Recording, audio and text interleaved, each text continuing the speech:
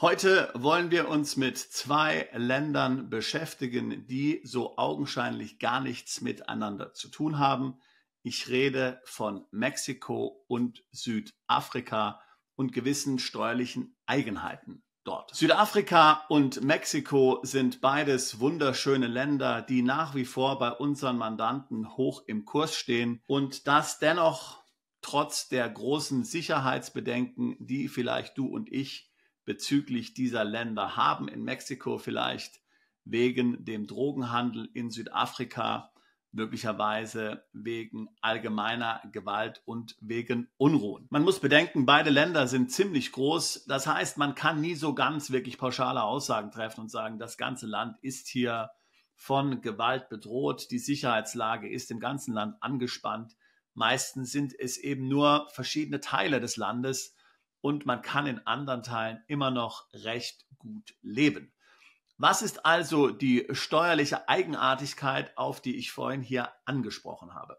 Nun, beide Länder haben folgende steuerliche Regelung. Lebst du in Mexiko oder in Südafrika und kannst zeigen, dass du noch einen Wohnsitz im Ausland hast, das heißt also dein mexikanischer respektive dein südafrikanischer Wohnsitz nicht dein einziger Wohnsitz ist und du natürlich auch zeigen kannst, dass du Einkünfte hast, die jetzt nichts mit einer Tätigkeit in Mexiko bzw. in Südafrika zu tun haben, dann sind deine gesamten Auslandseinkünfte in Mexiko respektive in Südafrika steuerfrei. In Mexiko gibt es diesbezüglich nochmal einen Sonderzusatz. Hier muss also gewährleistet sein, dass 50% deiner Einkünfte keinen Bezug zu Mexiko haben. Erst dann trifft diese Regelung auf dich zu. Lass mich ein Beispiel machen. Nehmen wir mal an, du wohnst jetzt in Mexiko und hast noch einen weiteren Wohnsitz in Malta. Nehmen wir mal an, dass deine Einkünfte nicht zu mindestens 50% aus einer mexikanischen Quelle stammen. Das heißt, du hast keine mexikanischen Kunden zum Beispiel, du hast keine mexikanischen Unternehmen, keine mexikanischen Aktien und so weiter und so fort. Und nehmen wir auch mal an, dass du jetzt nicht hier irgendwie 8 Stunden am Tag am Computer sitzen musst und irgendeine Tätigkeit, eine Dienstleistung vollbringen musst, wie zum Beispiel Softwareentwicklung, Beratung, Schreiben oder sonst irgendwas. Ja? Also nehmen wir mal an, du hast einigermaßen passive Einkünfte, die jetzt nicht an eine konkrete Tätigkeit geknüpft sind. Und mindestens 50% dieser ausländischen Einkünfte haben nichts mit Mexiko zu tun. Dann sind deine ausländischen Einkünfte in Mexiko steuerfrei. Wenn du also, wie wir vorhin gesagt haben, einen Wohnsitz in Malta hast und vielleicht noch eine Gesellschaft in Malta hast und diese Gesellschaft in Malta schüttet dir eine Dividende aus, dann sind diese Einkünfte komplett in Mexiko steuerfrei und du bezahlst nur 5% Körperschaftssteuer auf die Einnahmen in Malta. Das Gleiche lässt sich übrigens auch über Südafrika sagen. Hier gibt es nicht diese 50% Regelung. Hier ist die einzige Bedingung, dass du noch einen weiteren Wohnsitz im Ausland brauchst. Und dann sind deine Auslandseinkünfte in Südafrika steuerfrei. Südafrika hat dafür eine andere seltsame Sonderregel. Warst du nämlich einmal 5 Jahre in Südafrika und hast dich dort mehrheitlich aufgehalten, dann musst du im 6. Jahr Südafrika verlassen und darfst dich im 6. Jahr dort nur sehr kurzzeitig aufhalten. Dann wird alles zurückgesetzt und ab dem 7. Jahr kannst du wieder von vorne anfangen. Dann kannst du wieder 5 Jahre die Mehrheit deiner Zeit in Südafrika verbringen. So, das mal die Sonderregel zu Südafrika. Die mexikanische Sonderregel haben wir ja schon erklärt. Aber im Grundsatz ist in beiden Ländern die Bedingung, um eben hier die Steuervergünstigung in Anspruch nehmen zu können, dass du einen weiteren Wohnsitz im Ausland hast und eben Mexiko und Südafrika nicht dein einziger Wohnsitz ist. So, was bedeutet das nun konkret? Was kann man mit einer solchen Information machen? Kann ich nun einfach sagen, na gut, okay, dann behalte ich halt zum Beispiel meinen deutschen Wohnsitz weiter, oder welche Folgen ergeben sich aus diesem steuerlichen Vorteil, den ich hier in Südafrika oder Mexiko nutzen kann? Nun, es wird natürlich überhaupt keinen Sinn machen, deinen deutschen Wohnsitz weiter zu behalten und dann nur einen Zweitwohnsitz in Mexiko oder Südafrika zu haben, denn du weißt ja, dass ein deutscher Wohnsitz auch ohne eine Anwesenheit in Deutschland eine unbeschränkte Steuerpflicht auslöst. auf deine Einkünfte weltweit. Du hättest also damit überhaupt keine steuerlichen Vorteile. Wenn du aber zum Beispiel einen zweiten Wohnsitz hast in einem Land wie zum Beispiel Malta oder auch Dubai oder ein solches Land, Costa Rica, Thailand, Philippinen und was es dort so alles gibt, also in einem Land, wo Auslandseinkünfte steuerfrei sind, dann kannst du dort offiziell deinen primären Wohnsitz haben und hast dann in Südafrika und Mexiko nur einen Zweitwohnsitz.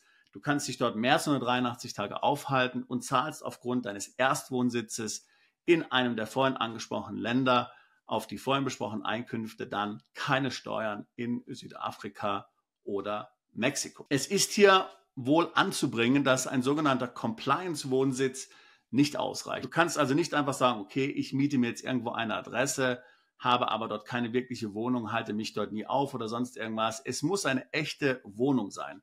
Es muss eine Wohnung sein, wo auch Sachen von dir drinstehen. Eine Wohnung letztlich, die für die langfristige Nutzung ausgelegt ist, die auch langfristig angemietet ist.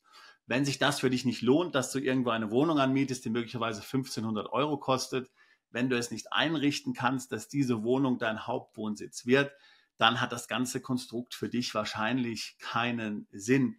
Hier zu tricksen wäre natürlich relativ blöd, denn wie gesagt, wenn du keinen Zweitwohnsitz hast und es ist nur ein Fake-Wohnsitz, dann würde ja die ganze steuerliche Regelung gar nicht für dich gelten und bei einer Überprüfung wärst du dann eben vollständig steuerpflichtig in Mexiko oder aber Südafrika. Die nächste spannende Frage, die sich stellt, ist dann, welches Land würdest du dann also angeben als dein Wohnsitzland gegenüber Banken oder auch gegenüber Deutschland, wenn du Deutschland verlässt? Nun, es wäre natürlich dein Erstwohnsitz und das wäre nicht Südafrika oder Mexiko, sondern eben diese Wohnung, die du einrichtest. Richtest du also eine Wohnung ein, zum Beispiel in Malta, dann würdest du sagen gegenüber Banken, Versicherungen, Finanzdienstleistern, aber möglicherweise auch dem deutschen Finanzamt, dass du jetzt nach Malta umgezogen bist, dass du gleichzeitig noch sehr viel Zeit in Spanien und Mexiko verbringst und dort möglicherweise auch einen Wohnsitz hast und vielleicht dort auch mehr Zeit verbringst als in Malta.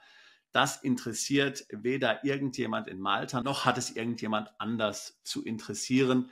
Wie du das dann regelst, das ist deine Sache.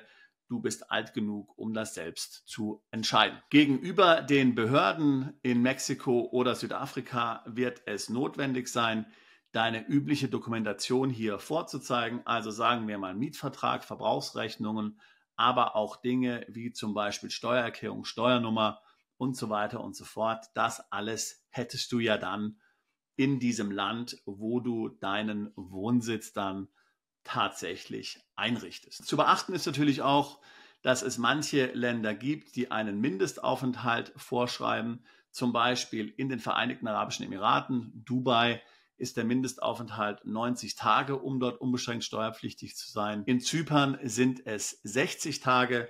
Andere Länder wie zum Beispiel Malta haben keine Regelung und es ist hier in der Steuergesetzgebung nicht definiert. Gut ist natürlich auch, wenn sich dieser Wohnsitz in einem Land befindet, der ein Doppelbesteuerungsabkommen mit Deutschland hat, denn vielfach hebelt ja ein Doppelbesteuerungsabkommen die erweitert beschränkte Steuerpflicht und deren Folgen aus. Somit kannst du also auch dieses Thema dann ad acta legen. Weitere Dinge, die du zu beachten hast, ist natürlich ganz klar, inwieweit du dann in Mexiko oder auch Südafrika hier zum Beispiel lokale Finanzdienstleistungen nutzt. Macht es in einer solchen Situation wirklich Sinn, zum Beispiel ein mexikanisches Konto zu haben? Brauchst du ein mexikanisches Konto? Wenn du ein mexikanisches Konto brauchst, dann musst du da noch eine Steuernummer haben. Ja, hier würde ich mir gut überlegen, ist das wirklich notwendig oder kommst du auch ohne Konto aus? Das gleiche in Südafrika. Hättest du nicht einen Vorteil, wenn dein Footprint so gering wie möglich ist? Also nochmal ganz klar, um es in aller Deutlichkeit zu sagen, was ich hier erzähle, das ist jetzt keine Grauzone, ja, und das ist jetzt keine Umgehung oder sonst irgendwas, auch kein Steuerschlupfloch. Aber man hat ja immer das Interesse sozusagen als ein Ausländer, der im Ausland lebt, hier den Ball so flach wie möglich zu halten und so wenig Aufmerksamkeit der Behörden wie möglich hier auch irgendwie zu erwecken. Ja, man will ja keine schlafenden Hunde wecken. Nichts ist schlimmer als ausländische Steuerbehörden, die hier einen reichen Ausländer vermuten, dem sie hier mal ordentlich Steuern abnehmen können. Dieses Szenario wollen wir ganz sicherlich vermeiden. Wenn auch du dich für einen Umzug nach Südafrika oder nach Mexiko interessierst und hierzu steuerliche Fragen hast, dann würde ich mich freuen, mit dir im Beratungsgespräch darüber zu sprechen. Wir haben tolle Anwälte in Südafrika und auch in Mexiko, die sich dort sehr gut auskennen. Es ist ja bei beiden Ländern ein Riesenproblem, was es dort an Missinformationen im Internet gibt. Hier ist es wichtig, dass du verlässliche Steuerberater und Rechtsanwälte hast. In unserem Netzwerk gibt es beides und wir arbeiten sehr gut mit den Kollegen dort zusammen. Wenn du also Fragen hast dazu, vielleicht in diese Länder umziehen möchtest oder auch in andere Länder, würde ich mich freuen, mit dir in der Beratung zu sprechen. Den Link packe ich hier in die Beschreibung des Videos mit hinein. Wir tun seit fast 20 Jahren nichts anderes, als Mandanten beim Umzug ins Ausland zu beraten, die steuerliche Situation zu optimieren, Vermögen aufzubauen, Vermögen zu schützen. Ich würde mich freuen, wenn ich auch dich zu unserem Mandanten zählen könnte. Bist du Unternehmer, Freiberufler oder Investor? Zieht es dich schon lange ins Ausland? Mach heute den ersten konkreten Schritt in eine Zukunft mit mehr Geld und mehr Freiheit. Buche ein Beratungsgespräch mit Sebastian und seinen Kollegen. Unsere Kanzlei unterstützt Mandanten wie dich dabei, deine Steuerlast legal zu reduzieren, Vermögen aufzubauen und zu schützen und deine persönliche Freiheit zu maximieren. Profitiere jetzt von unserem Fachwissen und unserem Netzwerk. Gehe zu mandatierung.com und werde Mandant unserer Kanzlei.